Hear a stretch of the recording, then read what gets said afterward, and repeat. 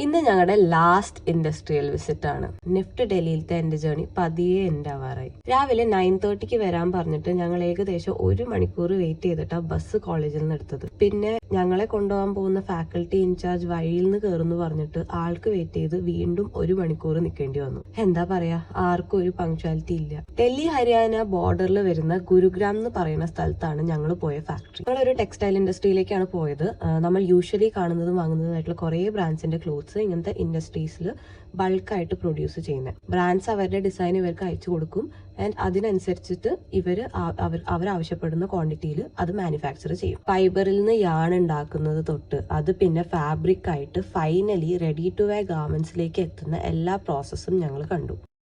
And ഞങ്ങൾക്ക് ഇവർ തന്നെ ഒരു അടിപൊളി ലഞ്ചും പ്രൊവൈഡ് ചെയ്തിട്ടുണ്ടായിരുന്നു. ബട്ട് തിരിച്ചു വന്ന അവസ്ഥ സീനായിരുന്നു. മഴയായിട്ട് റോഡിലൊക്കെ വെള്ളമായി, പിന്നെ ലേറ്റ് ആയതിൻ്റെ ട്രാഫിക് ജാം എല്ലാമായിട്ട് ബസ് നീങ്ങുന്നേ ഉണ്ടായിരുന്നില്ല. പിന്നെ ഞങ്ങളെല്ലാവരും ബസ്സിൽ നിന്ന് ഇറങ്ങി വളരെ അധികം തിരക്കുള്ള മെട്രോ സ്റ്റേഷനിൽ നിന്ന് മെട്രോ പിടിച്ച് എങ്ങനെയൊക്കെയോ വീട്ടിലെത്തി.